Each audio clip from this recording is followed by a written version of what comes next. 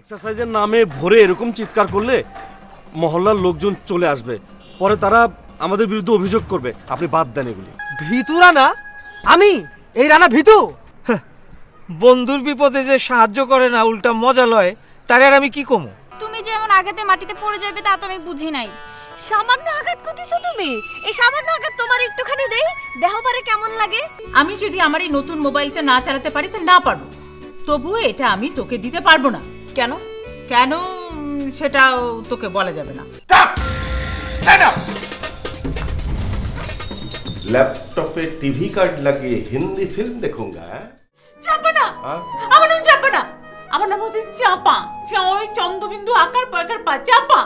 বাংলাটা শুদ্ধ করে বলতে পারো, বড় বড় কথা বলো। চাপা বেগম, কান্না বন্ধ করেন। আপনি কান খুলে শুনে রাখেন, ওই সারা দারোগার দুই ছেলের এক ছেলের কাছে আমার মেয়ে বিয়ে দেবো না। ব্যাস। দেবে না? না দেবে না? না।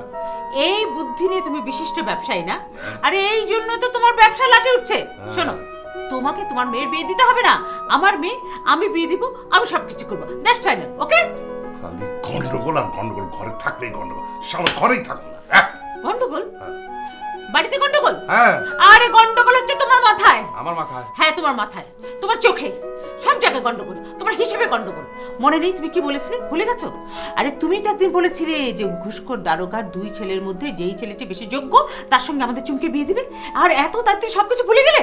হ্যাঁ বলেছিলাম। একটা হলো হিরো, হিরো সিনেমার নায়ক হবে, আর একটা হলো তেরা গুন্ডা। ওই দুটার একটার কাছে আমার মেয়ে বিয়ে দেবো না, এটা ফাইনাল।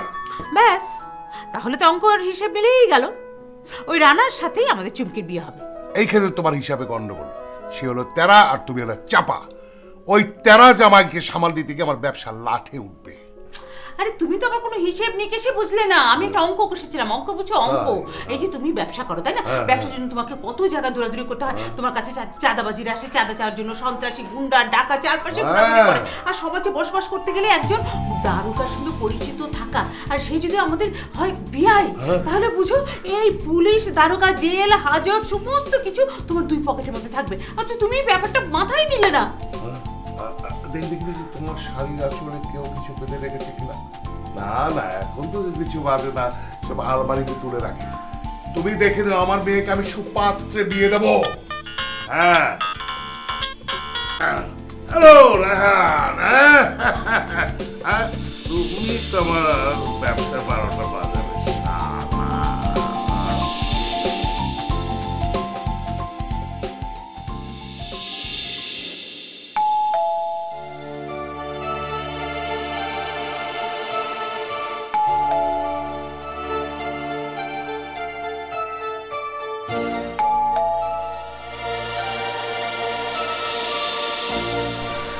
রবি, আপনি বাড়ি কি সব ঘুমাইছে? কি ব্যাপার, কথা কও না কেন?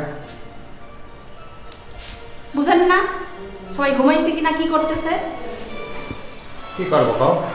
একটা জরুরি মিটিং শেষ হতে হতেই তো 12টা বাজে গেল। মামা 12টা তো বাজাচ্ছেন ওসব নিরীহ মানুষগুলার। কেন এমন করেন মামা? কাল থেকে কিন্তু সত্যি সত্যি আপনার দরজা আমি খুলে দিব না। মাথায় একটু চিন্তাটা রাখেন। সরি, এই তোমার মাথা ছুঁয়ে করছি, আর কোনোদিন দেরি হবে না। ঢং না করে খাওয়া দাওয়া করে শুয়ে পড়েন, টেবিলে খাবার দাওয়াই আছে।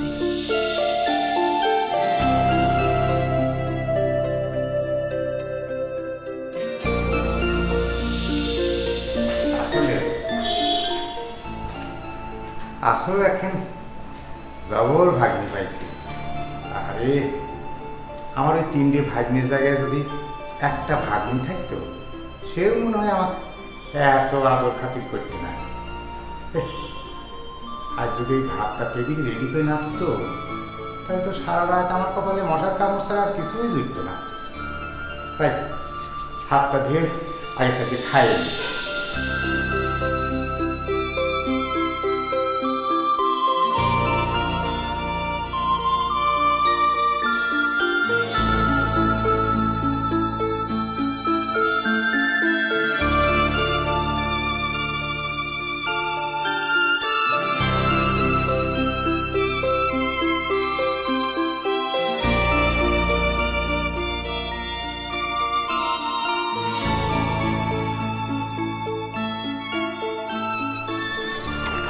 আরে কর্নেল সাহেব জি, আসসালামু আলাইকুম। ওয়ালাইকুম আসসালাম, ভালো আছি। ভালো তো থাকবেনই, আর আমি জানি আপনি ভালো আছেন, কারণ আপনার মতো এইরকম একজন স্মার্ট ইয়াং ম্যান ভালো থাকবে না তো কে ভালো থাকবে বলেন? জানেন, আমি মাঝে মাঝে ভেবেই পাই না যে আপনার মতো এইরকম একজন ইয়াং স্মার্ট এবং এনার্জেটিক অফিসারকে কেন যে আর্লি রিটায়ারমেন্টে পাঠালো। আশ্চর্য, আপনার মতো এইরকম এনার্জেটিক অফিসার এখনো প্রয়োজন আছে আর্মিতে। আর্মিতে সব সময় ইয়াং এনার্জেটিক ম্যান থাকে, এখনো আছে। তবে আমি সময় মতো রিটায়ার করার পরেও more strong, I can work more. Exactly, আপনি এখনো অনেক অনেক ইয়াং। আপনি তো মানে যাকে বলে একেবারে হিরোর মতো। আমাদের দেশে নায়ক আছে না, Alamgir, handsome Alamgir, you look just Alamgir. Appropriate observation. আপনি শুনলে বোধহয় অবাক হবেন, কি? এই গত সপ্তাহে আলমগীর টেলিভিশনে যে শালটি পরেছিল, ওটা অনেক কষ্ট করে আমি কিনেছি। Is it? Oh my God, your observation really. কিন্তু দুঃখের বিষয় কি জানেন? কি? আমার স্ত্রীটা আমাকে চিনল না, আমাকে কোনোদিন ভালোই বলতে পারলো না। যাক বাবা, ওষুধ মনে হয় ধরেছে। ডোজ কি ঠিক আছে নাকি একটু বাড়িয়ে দেব? না না, মনে হয় আপাতত এটাই ঠিক আছে। হায় আফসোস, মানে আমার স্ত্রীর জন্যে। মহিলাটা একটি রত্ন হাতের কাছে পেয়েও চিনতে পারলো না, মানে আমাকে চিনতে পারলো না। Sorry, so sad, so sad. জানেন কর্নেল, আমি তো এই পাড়ার প্রত্যেকের বাসায় যাই, প্রত্যেকের সঙ্গে আমার এত ভাব যে আপনাকে কি বলবো। সব ভাবিরা না আপনার প্রশংসায় একেবারে পঞ্চমুখ, মানে ভাবিদের মুখ থেকে আপনার নাম একেবারে পড়তেই চায় না। আপনি হ্যান্ডসাম, আপনি স্মার্ট, আপনি ইয়াং, মানে আপনি উদার, আপনি সবাইকে সাহায্য করেন, সবাইকে সাহায্য করার জন্য একেবারে হাত বাড়িয়েই থাকেন। করতে তো চাই, কিন্তু সুযোগ তো পাই না। কর্নেল, সেই সুযোগ তো এখন আপনার হাতের মুঠোয়। মানে আমি তো আপনার অপেক্ষায় এখানে দাঁড়িয়েছিলাম, না মানে সুযোগের অপেক্ষায়। সুযোগ? সুযোগটা দাও। আসলে মিস্টার কর্নেল, আপনার কাছে তো কিছু লুকিয়ে লাভ নেই, আপনাকে সব খুলেই বলি। আপনি তো জানেন আমার হাজবেন্ড সে একজন বিশিষ্ট ব্যবসায়ী। হয়েছে কি, কিছুদিন আগে ও যখন ওর অফিস থেকে বাড়ি ফিরছিল, হঠাৎ করে না মলম পার্টির হাতে পড়ে যায়। মলম পার্টির লোকজন ওকে ধরে ওর চোখের মধ্যে মলম লাগিয়ে মানে একে এমন ডলা দিয়ে দিল না যে ওর তো একেবারে জীবন শেষ বলা যায়। ওর মানে একদম কথাই বেরোচ্ছিল না গলা দিয়ে, মানে একেবারে যাকে বলে সাউন্ড বক্স বন্ধ হয়ে গেছে। কি যে ঝামেলা আছে, অফিস করতে পারছে না, অফিসে যেতে পারছে না, ব্যাংকে যেতে পারছে না। মানে আমরা এমন একটা ক্রাইসিসের মধ্যে পড়ে গেছি। হঠাৎ করে আমারও না বিদেশ থেকে টাকা আসার কথা, সেই টাকাটাও আসতে লেট করছে। এমন সময় আমার মেয়ের এখন কলেজে ফর্ম ফিল আপ করতে হবে, তার জন্য হঠাৎ করে না কিছু টাকার দরকার হয়ে পড়লো। মানে আপনার কাছে বলতে খুব লজ্জা লাগছে, ভেরি স্মল অ্যামাউন্ট, মাত্র 10,000 টাকা। মানে আমি জানি আপনি খুব অবাক হচ্ছেন, এত স্মল অ্যামাউন্ট একটা টাকা আমি আপনার কাছে চাচ্ছি। মানে টাকাটা না আসলে খুব দরকার ছিল।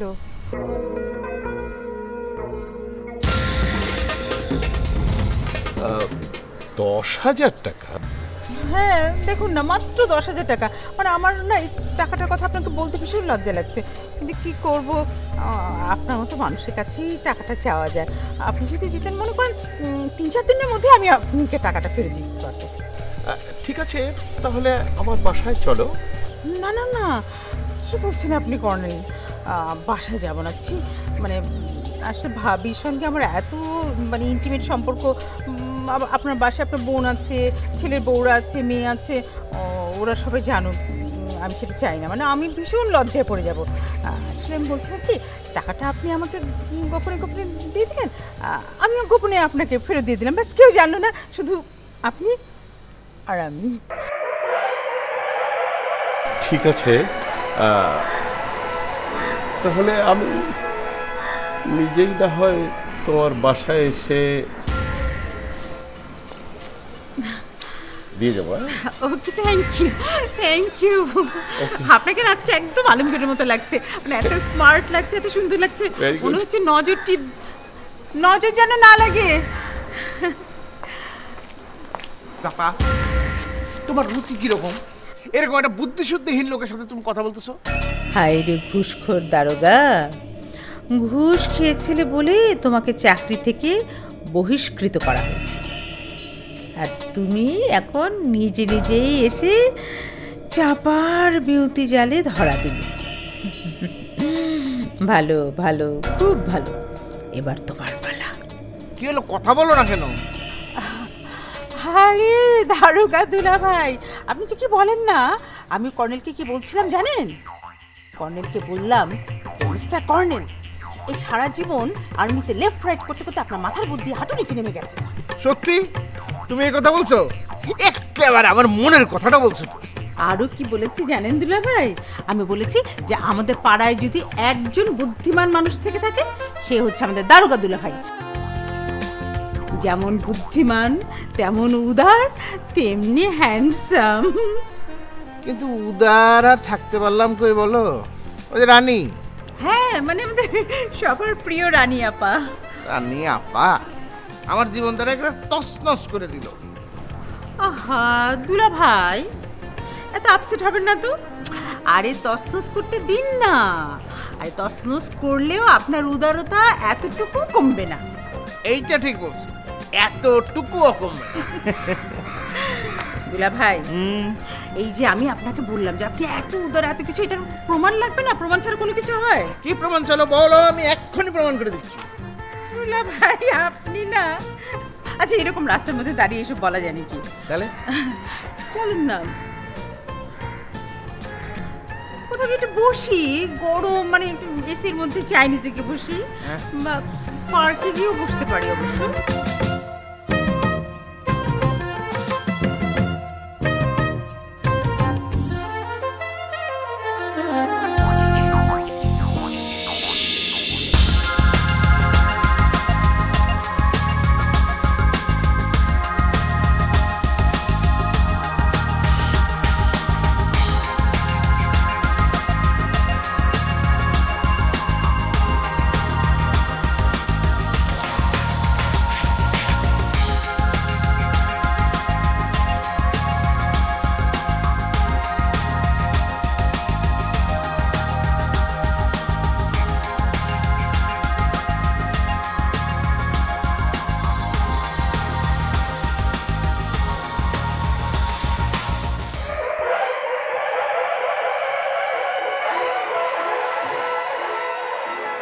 হাফিজ মামা, তুমি গ্রাম থেকে শহরে এসে শুক্রে শুক্রে 8 দিন, আর আমি এই বাড়িতে গুইনা 30 বছর যাবৎ কর্নেল সাহেবের লগে আছি। আর কইতে গেলে কর্নেল সাহেবের ডাইন হাত আমি, পা হাতও আমি। এই ডাইন হাতটাকে তুমি মুরগি বানাইলে, এই বাসা এমন কোনো মেহমান রে আমি বেলের আওয়াজ না শোনাইয়া জ্বালাই নাই, এ ধরনের কোনো ইতিহাস নাই। আমি এমন আওয়াজ কইরা এই বাড়ির দৌড়ানি খাওয়াইছি, আর তুমি তো মাত্র পাইছো। মমজা, আজ একটু গরম চা খা। এই চাতে যদি কারবার না হয়, তাইলে আমি আপনার জন্য অন্য ব্যবস্থা করব, বুঝছেন?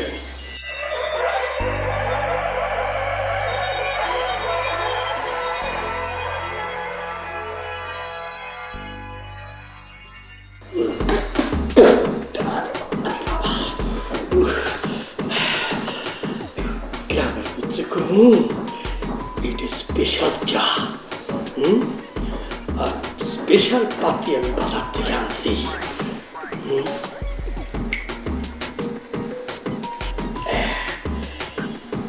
এই চাটা একবার শুনে দিলেই হইছে, জুলে মরবা মামা।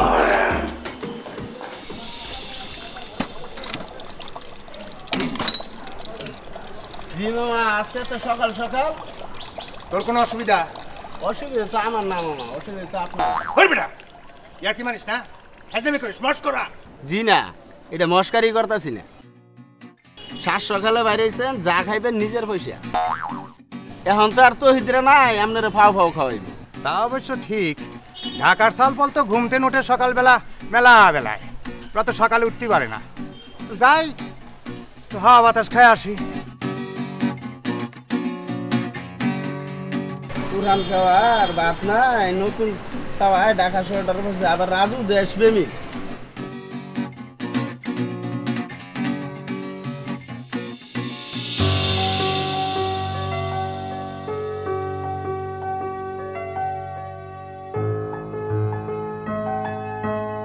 মাস্টার্স তো করে মানুষ মাস্টারি করার জন্য, মামা। চাকরি করার জন্য তো। মামা আপনার জন্য চা বানাই আনছি, নতুন পাতি দেওয়ার নতুন নিয়মে চা বানাইছি।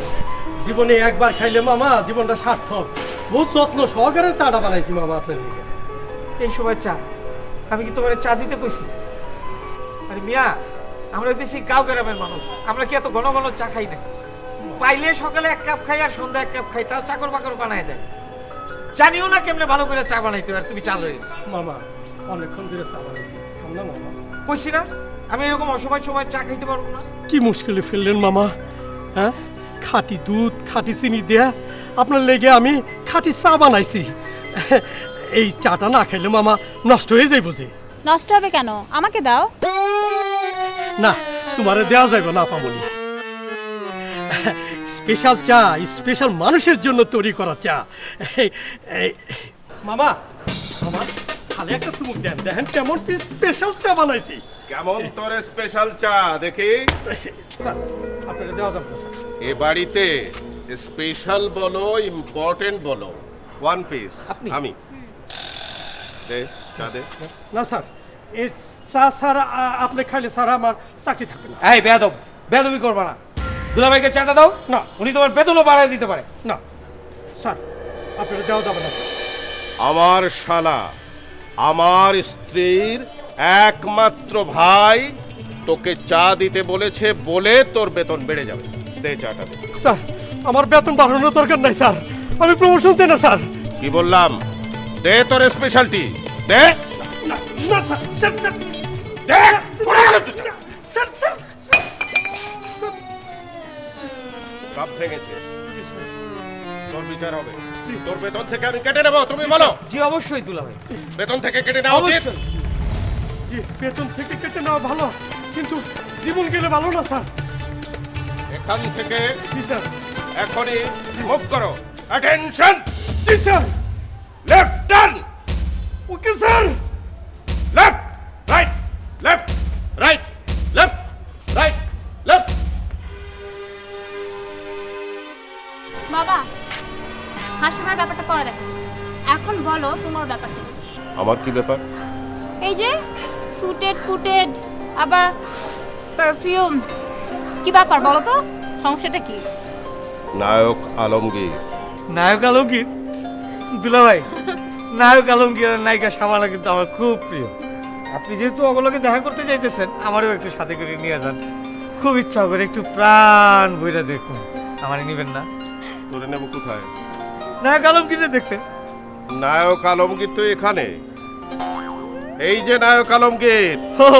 সবাই বলে আমি নাকি নায়ক আলমগীরের সাক্ষাৎ যমজ ভাই। কে বললো? নিশ্চয়ই কে সবাই বললো বলে। তোমাকে আলমগীর? সবাই বলে। তোমার সাথে তো আলমগীরের একটুও মিল নেই।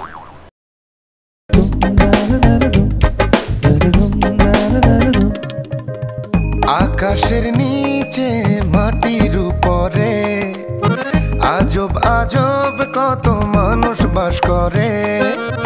কারো সঙ্গে মিলবে না রে কারো ক্যারেক্টার, কথায় কথায় বড়াই করে দেখায় অহংকার।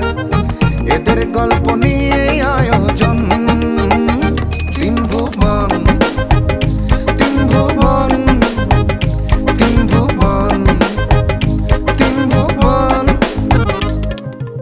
কর্নেল সাহেব চোখ রাঙালে চাপা খালা চুপ, সকাল বিকাল ভয় দারোগা।